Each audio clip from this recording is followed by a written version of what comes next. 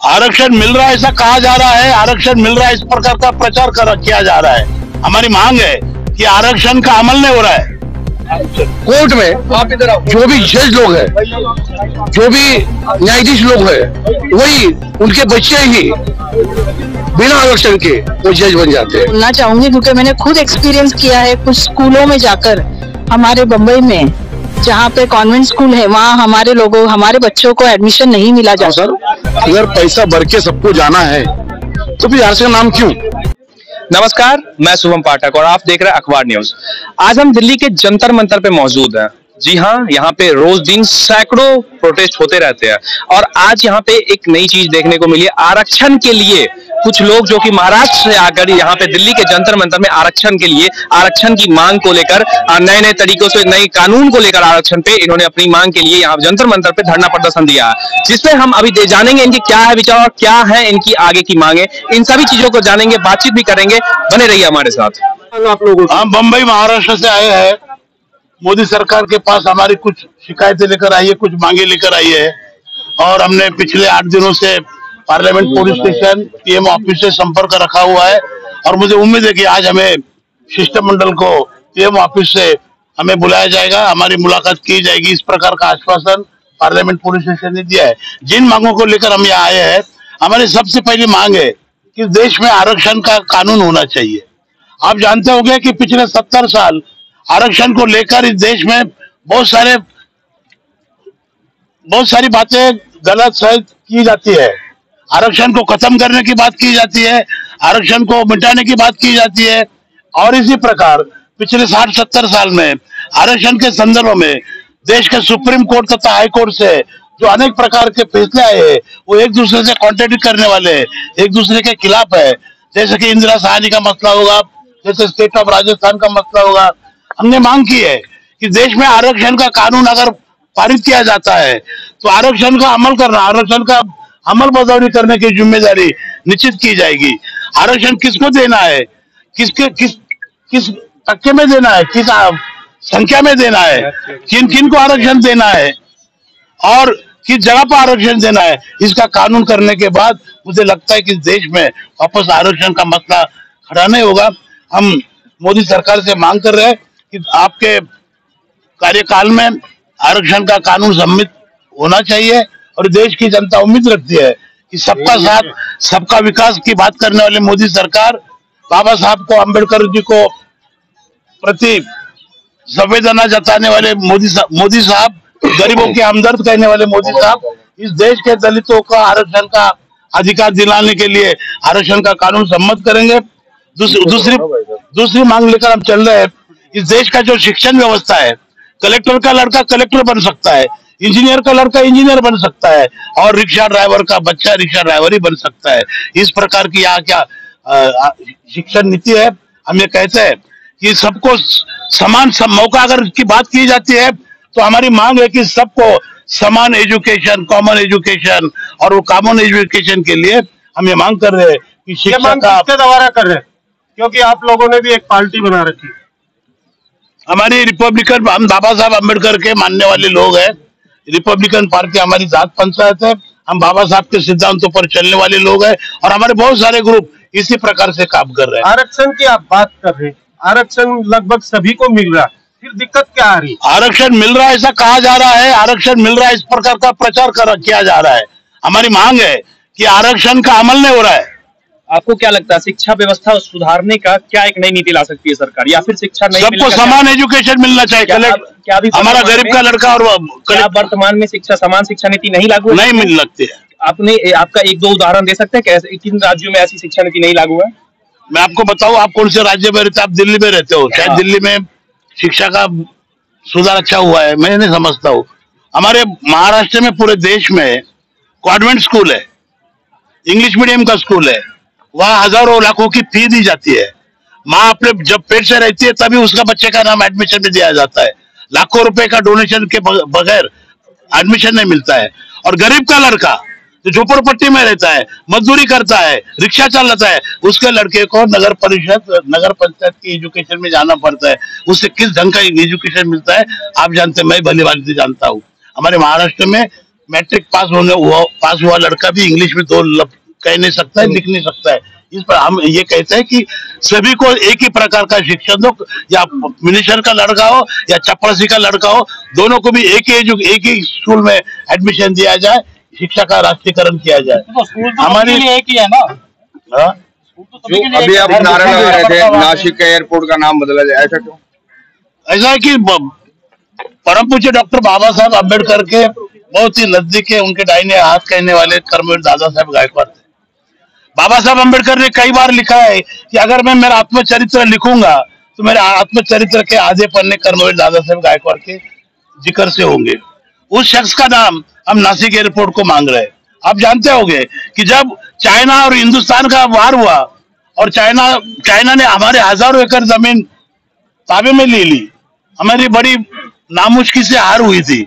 उसके बाद इस देश का संरक्षण मंत्री वीके मेनन थे, उनको बदला गया और यशवंतराव चौहान को मुख्यमंत्री कराया गया। यशवंतराव चौहान महाराष्ट्र के मुख्यमंत्री थे। हमने कहा कि हिमालय की मदद के लिए महाराष्ट्र का सह्याद्री भागकर आया है। महाराष्ट्र के मुख्यमंत्री यशवंतराव चौहान देश के सुरक्षा मंत्री बन गए, लेकिन उनको पार्लियामेंट में किस क्षेत्र से चुनकर भेजने का ये सवाल जब पैदा हुआ तो नासिक में, जो नासिक लोकसभा कॉन्स्टिट्यूंसी दादा साहब गायकवाड़ की थी, दादा साहब गायकवाड़ ने बड़े विशाल अंतकरण से यशवंतराव चौहान को नासिक से बिन विरोध अनापुत चुनकर भेजा था। तब यशवंतराव चौहान ने कहा था कि दादा साहब गायकवाड़, आपके मेरे ऊपर बहुत सारे एहसान है, मैं आपका एहसान चुकाना चाहता हूँ, आप कुछ भी मांग लो। दादा साहब गायकवाड़ ने कहा यशवंतराव को कि यशवंतराव जी, मुझे जब जरूरत पड़ी मैं मांग लूंगा। और इस देश के सौभाग्य से इंदिरा गांधी जी के नेतृत्व में इंडो रशिया एग्रीमेंट हुआ, भारत रशिया का करार हुआ, दोस्ती हुई। उस रशिया करार के अनुसार हमारे देश के लिए मिग फाइटर का। अभी आप चाहते क्या है? यहाँ दिल्ली के जंतर मंतर पहुंचे, ये तो आपने पुरानी बताई कि किसने क्या मांगा, क्या चाहा, क्या नहीं मिला। अभी क्या चाह रहे, किसके लिए चाह रहे? हम ये चाहते हैं कि नासिक एयरपोर्ट को दादा साहब गायकवाड़ का नाम मिलना चाहिए। महाराष्ट्र के भूतपूर्व मुख्यमंत्री उद्धव ठाकरे, जिन्होंने हमें आश्वासन दिया था, उनके पिताजी बाला साहब ठाकरे, उनका नाम नई मुंबई के एयरपोर्ट को देने का मांग चल रहा था। उद्धव जी ठाकरे ने हमारा विश्वासघात किया, हमें वादा किया, हमारे साथ बात की, और जाते समय, कुर्सी छोड़ते समय उन्होंने जो आप लोगों की मांगे हैं, अगर नहीं सरकार नहीं सुनती, आगे के कदम क्या उठाएंगे? आगे के कदम जो सरकार हमें मांगे नहीं सुनती, सरकार को हम नीचे खींचेंगे। अच्छा, आप आरक्षण की बातें कर रहे हैं, तो अभी जो नीति चल रही है आरक्षण की, उसमें और क्या बदलाव करना है? किस प्रकार की नीति चल रही है? अभी जैसे SC ST के आरक्षण हो, OBC कोई आरक्षण नहीं हो रहा है, कोई आरक्षण नहीं भरा जा रहा है, उसका अमल नहीं हो रहा है। किस क्षेत्र में नहीं हो रहा है? मैं वही तो। अरे भैया, आप अखबार वाले हो। हाँ, तो वही आप पार्लियामेंट में जो चीफ सेक्रेटरी है, उसमें 2% भी SC OBC ST नहीं है। तो मतलब पार्लियामेंट में चाहते हैं ना? पार्लियामेंट में नहीं, हम सब प्रकार की नौकरियों में। क्योंकि एक कहा ऐसे जाता है कि जो शिक्षा जो चीज होती है वो देश को आगे बढ़ाने में और जो युवाओं को अग्रसर करने में बहुत बड़ा योगदान होता है। शिक्षा में तो आरक्षण अभी मिल ही रहा है SC ST को, OBC को, किसी सभी समुदाय को। हम वही कह रहे हैं, शिक्षा में आरक्षण मिलना चाहिए, नौकरी में आरक्षण मिलना चाहिए। शिक्षा में, नौकरी में तो आरक्षण मिल ही रहा है, तो फिर अभी नहीं मिल रहा है। कैसे नहीं मिल रहा है? अमल नहीं हो रहा है। अमल भी हो रहा है, शिक्षा नहीं हो रहा है। उदाहरण भी है मेरे पास, कई सारे ऐसे अफसर जो अपॉइंट हुए हैं जो कि SC ST से आते थे, जो कि शिक्षा व्यवस्था में उन्हें आरक्षण मिलता था। कई ऐसे सरकारी जो हमारा आरोप है, हमारा कहना है कि इस देश में आरक्षण के नीति का ईमानदारी से अमल नहीं हो रहा है। अच्छा, कहीं ऐसा तो नहीं है कि अपने आप को विख्यात करने के लिए आप जस्ट बिकॉज की जंतर मंतर पे आके एक धरना प्रदर्शन कर रहे हैं? क्योंकि आरक्षण की मांगे तो कहीं ना कहीं अभी पूर्ण हो ही रही है, तो आपको नहीं लगता कि ये बेबुनियाद है? देखो, आप किस एंगल से सोच रहे मुझे पता नहीं, क्योंकि हमें क्या पागल कुत्ते ने काटा है? पागल कुत्ते की बात ही नहीं है, बात है कि मैं गांव कस्बे से आता हूँ और वहाँ पे जितने भी निम्न लोग होते हैं, जो भी SC ST उधर से आते हैं, उनकी शिक्षा व्यवस्था से भली बाकी वाकिफ हूँ मैं। तो आपको नहीं लगता कि उनके अंदर शिक्षा का पब्लिसिटी करने के वजह, आरक्षण मांगने के वजह, उनके अंदर शिक्षा के लिए एक जोश जगाया जाए ताकि वो शिक्षा के प्रति अग्रसर हो? देखो, शिक्षा का अग्रसर करना और आरक्षण की मांग करना ये अलग बात है। शिक्षा ये एक दरवाजा है, दौड़ है। आपका लक्ष्य क्या है? जो हमें आरक्षण की, बाबा साहब अम्बेडकर ने इंडिपेंडेंट कॉन्स्टिट्यूंसी को छोड़कर महात्मा गांधी के साथ जो पुनः पैक्ट किया, पुनः पैक्ट के अनुसार बाबा साहब ने आरक्षण का धोरण का स्वीकार किया, तब से आज तक आरक्षण का ईमानदारी से अमल नहीं हुआ, ये हमारा आरोप है। चीजें या तो आरक्षण की मांगे या फिर आपका लक्ष्य ये हो, अगर हो जैसे कि आपका लक्ष्य ये है कि जो दलित समाज के जो बच्चे आते हैं, जो ऐसी समाज, उनका विकास हो, उनका शिक्षा बेहतर हो, तो वो मांगे अलग होती है, आरक्षण की मांगे अलग होती है। आरक्षण की मांग, अरे भैया, एजुकेशन के बाद अगर नौकरी नहीं मिलेगी तो क्या विकास होगा? अरे हमारे मुंबई महानगर पालिका में झाड़ू लगाने वाला कर्मचारी ग्रेजुएट है सर, बेरोजगारी क्या शिक्षा की क्या बात कर रहे हो तुम? शिक्षा का कब होगा? अगर उसे कोई अच्छी तरह से मौका मिल जाए, उसके शिक्षा अनुसार उसे नौकरी मिलेगी। हमारा फिर एक बार कहना है कि देश में आरक्षण के नीति का ईमानदारी से अमल नहीं किया जा रहा है, उसके लिए हम चिल्लाते आए। धन्यवाद। एक और सवाल है सर, एक और सवाल है। आपके वहाँ पैम्पलेट पे लिखा है reservation in private sector. Private sector तो सर हमेशा काबिलियत के नाम पे नौकरी देता है। अब अगर वहाँ पे भी अगर आप रिजर्वेशन क्यों प्राइवेट सेक्टर में? देखो, आपके साथी ने अभी आपके साथी मेरा आपका सवाल मेरे ध्यान में आया है। जी बताइए। प्राइवेट सेक्टर मैं ये कहता हूँ आपको, आपके साथी ने कहा कि शिक्षा का उत्तेजना मिलनी चाहिए। मेरा ये कहना है कि अगर शिक्षित लड़के को नौकरी नहीं मिलेगी, अब मैं आपको बताऊं, एयर इंडिया और इंडियन एयरलाइन ये भारत सरकार की सेवा थी, तब उसमें आरक्षण था, तब उसमें रिजर्वेशन प्रमोशन में था। हमारी लड़कियां एयर होस्टेस बनती थी, हमारे लड़के स्टूवर्ड बने, हमारे लड़के पायलट बने, और आरक्षण में, रिजर्वेशन में आरक्षण होने की वजह से हमारे लोग जनरल मैनेजर तक गए। आज वही एयर इंडिया इंडियन एयरलाइन का प्राइवेटाइजेशन हुआ है, अब विजय मल्ल्या आया है, बहुत सारी प्राइवेट कंपनी आ रही है, उनका निजी कंपनी हो गई है। अब वो कहते हैं कि ये हमारी निजी कंपनी है, यहाँ आरक्षण नहीं होगा, बल्कि एयरपोर्ट जिसको रनवे कहते हैं वो भारत सरकार का है, रडार जो भारत सरकार का है, सिक्योरिटी जो भारत सरकार की है, और जो विमान, जो हवाई जहाज, वो भी भारत सरकार का है। सिर्फ मैनेजमेंट प्राइवेट है और वो आरक्षण को नकार रही है।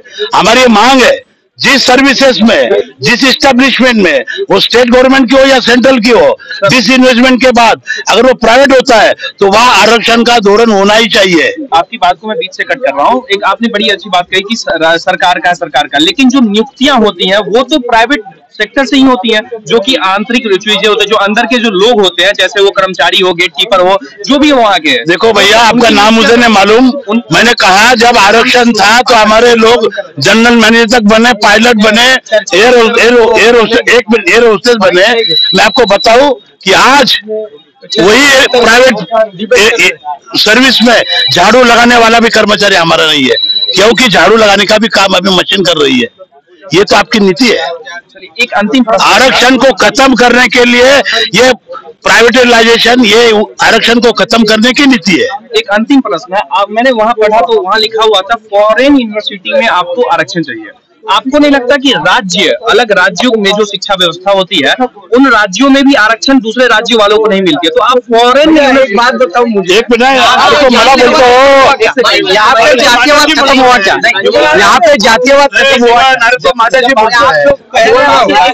माझाजी बोलते हैं तो आप बीच से इंटरफेयर क्यों कर रहे हैं? देखो, मेरा ये प्रश्न है कि जब मोदी सरकार के आने के बाद दूसरे राज्यों की मेरी बात सुनो, आपको मेरा कहना, हमारी मांग आपके समझ में नहीं आ रही है। 618 फॉरेन यूनिवर्सिटी इस देश में आ रही है, जैसे ऑक्सफोर्ड है, जैसे कि फॉरवर्ड है, जो भी है, वो यहाँ आके अपनी कॉलेज, अपनी क्लासेस चला सकते हैं। लेकिन अरे जीवन, एक तो तुम बोला यार, एक तो फॉरेन यूनिवर्सिटी आ रही है, उन्हें फी से लेकर स्टाफ के लेकर जो भी सारे, उनको उनके मर्जी से करने का स्वातंत्र दिया है, लिबर्टी दी है, और यही कहा है कि उसमें कोई आरक्षण का धोरण नहीं रहेगा। अब मुझे बताओ कि गवर्नमेंट ऑफ इंडिया या महाराष्ट्र सरकार की पार्टी से मदद लेकर हमारे बच्चे लोग फॉरेन यूनिवर्सिटी में जा सकते थे। अब फॉरेन यूनिवर्सिटी देश में आ रही है और वो आरक्षण नहीं रहेगा, हमारे एक भी बच्चे को अब एडमिशन नहीं मिलेगा। हमें आरक्षण के सिवा कोई नौकरी नहीं देता है। अंबानी रहो, अदानी रहो, कोई भी, टाटा रहो, बिरला रहो, आरक्षण रहेगा तो हमें नौकरी मिलेगी। हमारा मेरिट नहीं देखा जाता है। आईएएस में हमारे बच्चे लोग पास होते हैं, ओरल में फेल किया जाता है। क्या कारण है? होते हैं, जातिवाद है। नहीं, इस चीज कास्टिज्म है, जातिवाद है। मतलब कोई आपने ऐसा रियल एग्जांपल देखा हो, कोई उदाहरण आप पेश कर पाए, क्योंकि ये बहुत बड़ा एक इल्जाम आप कहा जाए। ये बड़ा नहीं है, मैं पहला आदमी नहीं हूँ, मैं पहला आदमी नहीं हूँ इस विषय, अरे इस विषय पर आप उधर आइए, अरे बाजूला करा हो। हाँ जी, मैं ये चाहता हूँ कोई उदाहरण अगर आप एक बार दर्शकों को बताएं जहाँ पे आपको ऐसा लगा हो या एहसास हुआ हो कि कभी ऐसा कुछ हुआ है। जो मैंने चिल्ला के रेलने की बात कर रहा हूँ, इंडियन एयरलाइन की बात कर रहा हूँ, होटल सेंटोर की बात कर रहा हूँ, होटल कॉर्पोरेशन ऑफ इंडिया की, यूपीएससी की बात करिए, जो आईएएस यूपीएससी जो कंडक्ट करता है एग्जाम, जो कि देश का सबसे बड़ा एग्जाम कंडक्ट करता है, आपने उस पर एक बड़ा सवाल आरोप लगाया। हाँ, और वो हमारी मांग है, उसका कैमरा एंट्री होना चाहिए, रिकॉर्ड एंट्री होना चाहिए। जातिवाद किया जा रहा है, एक मिनट, जातिवाद किया जा रहा है, जात के आधार पर हमारे बच्चों को नौकरियां नहीं मिल रही है, टैलेंटेड बच्चों को नहीं मिल रही है, कोई प्राइवेट सेक्टर में नौकरी नहीं मिलती है हमें। बोला आपका जो सवाल जो है ना, उसके लिए मैं कुछ आपको उदाहरण दे सकता हूं। मैं जैसे कि हमारा जो, मैं पेशे से वकील हूँ, कोर्ट में जो भी जज लोग हैं, जो भी न्यायाधीश लोग हैं, वही उनके बच्चे ही बिना आरक्षण के वो जज बन जाते हैं। दूसरा सवाल, जो आईपीएस, जो आईएएस लेवल के जो लोग हैं, आज केंद्र में या सेंटर में जो भी लोग गए हैं, लैटरल एंट्री कहते हैं उसको, कि बिना एग्जाम दिए, बिना यूपीएससी एग्जाम दिए ऐसे कुछ लोगों को अधिकार दिया है। तो इस कारण जो बच्चे जो है, बच्चों को, जो पिछले जमाती के बच्चे, उनके ऊपर अन्याय हो रहा है, इसलिए ये हमारी आरक्षण की मांग। हमारे साथ इस यहाँ जो धरना प्रदर्शन करने आए कुछ लोग हैं, उनके और भी कई कार्यकर्ता हैं, हम उनसे ही बातचीत करेंगे और एक से एक तरीके से जानेंगे कि हाँ आखिर इनकी अलग अलग मांगे क्या है। नमस्कार मैम, क्या नाम है आपका? जी, मेरा नाम है एडवोकेट नीता शाह जी। तो मैम आप एक बात बताइए कि जैसे जिस प्रकार से आज यहाँ दिल्ली के जंतर मंतर में धरना प्रदर्शन हो रहा है, कई सारी मांगे हैं, दो पोस्टर लगे जिस पर एक तरफ मजदूरों की बात की जा रही है, एक तरफ आरक्षण की बात कर रही जा रही। तो आपको क्या लगता है, मजदूरों के लिए जो आपने ये कदम उठाया, वो कहाँ तक आपको लगता है सक्रिय होगा और कहाँ तक लोग इस पे अपना इसको देख पाते हैं? सक्रिय तो होना चाहिए, क्योंकि मोदी सरकार को हमारी मांगे जो है उनका, अगर हमारा देश का विकास हो तो मुझे लगता है उन्होंने हमारी मांगों की एक ये करनी चाहिए और हमारी डिमांड जो है वो पूरी करनी चाहिए, ऐसा मुझे लगता है। तो मैंने अभी एक प्रश्न उधर किया था कि SC ST को और कितने % आरक्षण चाहिए, मतलब कि शिक्षा व्यवस्था बेहतर करने के लिए, नौकरियां पाने के लिए? इस बारे में तो मैं बोलना चाहूंगी, क्योंकि मैंने खुद एक्सपीरियंस किया है कुछ स्कूलों में जाकर, हमारे बम्बई में जहाँ पे कॉन्वेंट स्कूल है, वहाँ हमारे बच्चों को एडमिशन नहीं मिला जाता। मैंने ये खुद अपना एक्सपीरियंस में शेयर कर रही हूँ। अगर आपको सुनना भी है तो सेंट थॉमस एकेडमी के बारे में मैं जरूर कहना चाहूंगी कि जो बम्बई में है, वहाँ पे मोस्टली क्रिश्चियंस को ही एडमिशन दिया जाता है, महाराष्ट्रीयन लोगों को, जहाँ पे हमारे शेड्यूल कास्ट के लोग हैं वहाँ उनको एडमिशन नहीं दिया जाता। अच्छा, तो आपको क्या लगता है, एक महाराष्ट्र के बतौर एक महाराष्ट्र को जज करके आप पूरे देश की शिक्षा व्यवस्था पर तो सवाल नहीं उठा सकती हैं? आपको मैं बता दूं कि बहुत सारे ऐसे छत्तीसगढ़ के ऐसे कॉलेजेस हैं जहाँ से पहले हाँ, ऐसे तो हमारी नजर में आया है, अब पता नहीं और क्या क्या नजर में आ चुका होगा दूसरे लोगों के, बट हमने इसके लिए जिम्मेदार हमने आवाज उठाई है, बाकी लोग तो चुप बैठ जाते हैं। सही बात है। हाँ, तो इसके लिए जिम्मेदार कौन होगा? जिम्मेदार तो सरकार है। तो महाराष्ट्र सरकार या केंद्र सरकार? केंद्र सरकार भी है, क्यों नहीं, केंद्र सरकार तो मेन है, जहाँ पे यहाँ उन्होंने, उनके अंडर हम लोग सब आते हैं और उनका जो व्यवस्था है उसके ऊपर ही सब कुछ चला जा रहा है। सही बात है ना? अच्छा, तो ये फॉरेन यूनिवर्सिटी का जो नया कॉन्सेप्ट आया, उसके बारे में आपका क्या कहना है? फॉरेन यूनिवर्सिटी एक मुद्दा ये है कि हमारे लोग, जो हमारे समाज के जो पिछड़े हुए जो जाति जमाती है, उनको आगे लाने का ये इरादा है। अच्छा, तो मैम एक बात बताइए, एक बहुत बड़ी चीज होती है, आप उसको अगर गौर से सुनेंगे तो, क्योंकि आपके हिसाब से आरक्षण बड़ी चीज है या फिर योग्यता? योग्यता भी बड़ी है, लेकिन अगर देश का विकास हो तो आरक्षण भी बड़ी बात है, ऐसा मुझे लगता है। यही मैं आपके मुंह से सुनना चाहता हूँ, क्योंकि अगर आरक्षण हो तो ही हमारे देश का विकास होगा, क्योंकि हमारे देश में आरक्षण से देश का विकास होगा। क्यों नहीं होगा? क्यों नहीं होगा? ठीक है, क्यों नहीं होगा? क्वेश्चन मार्क नहीं था, मैंने बोला कि आपने जैसा बोला, क्यों नहीं होगा? क्योंकि सबसे गरीब लोग अपने जो पिछड़े हुए जाति जमाती में है, उनका तो विकास होता ही नहीं है। वो जो गरीब है, जिनका इनकम सोर्स भी ज्यादा नहीं है, सही बात है ना। अच्छा, एक सेकंड, मैं आपको यहाँ पे कट कर रहा हूँ। मेरा दूसरा प्रश्न ये है आपसे कि हम जैसे बात करते हैं जो पिछड़े वर्ग है उनके शिक्षा नीति के बारे में, तो आपको क्या लगता है उनकी शिक्षा बेहतर करने के लिए बस एकमात्र जरिया आरक्षण है या फिर उनको शिक्षा के प्रति जागरूक करना भी एक बहुत बड़ा सवाल है? शिक्षा एक बहुत बड़ा माध्यम है जहां हम बच्चों को कुछ सिखा सकते हैं। बच्चों को अगर बच्चे हमारे स्कूलों में अच्छे स्कूलों में पढ़े, उनको अच्छे स्कूलों में एडमिशन मिलने का मौका मिले, तब वो आगे बढ़े, तब उनका परिवार आगे बढ़ सकता है, उनको अच्छी नौकरी मिल सकती है। मेरा नाम श्रीनिवास राव है। अभी खाली मुंबई का बात नहीं है सर, जैसा कि पेपर में आता है, क्या बोल के आता है 60% आरक्षण फ्री है, इतने लोगों को नौकरी, रेलवे की नौकरी है। अभी रेलवे नौकरी हुआ, बड़े एयरपोर्ट नौकरी हुआ, सेंट्रल गवर्नमेंट के। अब खाली मुंबई महाराष्ट्र की बात नहीं है, हमको यही लगता है जब 60% आप देते हो आरक्षण, बोलते आरक्षण वाले को मिलेगा, तो मैं जहाँ तक देखा हूँ कुछ बहुत कम लोग को मिलता है, 2-4 लोग, 5 लोग। ऐसा प्रावधान तो है ना, आप इस पर क्या कठोर कानून ला सकते हैं इसकी बात? ये बात कर रहा हूँ सर, अगर पैसा भर के सबको जाना है तो फिर आरक्षण नाम क्यों? जब लाख भर के जाना है तो फिर लाखों रुपए भरना है, तो फिर आरक्षण का मतलब ही क्या हुआ? आरक्षण के लिए फ्री दिया जाता है, इससे कम पैसा भरा जाता है, तो वो चीज को आना चाहिए ना। तो वो गरीबों को हम लोग वो तक नहीं पहुंच रहा है। मेन कारण यही है हमारा कि अगर आप दे रहे हो रेलवे जॉब है, 80% आपको आरक्षण वाले को है, ST SC को है, तो वो जॉब किसको मिल रहा है? ये मिल रहा है।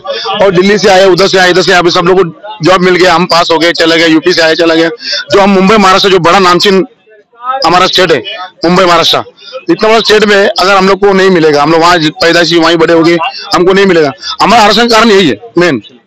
धन्यवाद सर, आपका हमारे साथ जुड़ने के लिए धन्यवाद। तो ये बहुत सारी मांगे हैं इनकी, सरकार के खिलाफ है, सरकार के लिए, जिस पर ये जंतर मंतर में बैठ के आज यहाँ पे धरना दे रहे हैं। और बहुत सारी ऐसी मांगे हैं जो ये मांगे कर रहे हैं। मांगे आपने सुनी है अभी कि हाँ इन प्रकार की चीजें हैं, फॉरेन यूनिवर्सिटी में इन्हें SC ST के लिए आरक्षण चाहिए, मजदूर कस्बा के लिए भी बहुत सारी चीजों की मांग कर रही है। बाकी के भी खबरों के लिए बने रहे हमारे साथ। कैमरामैन शिवम के साथ मैं शुभम पाठक।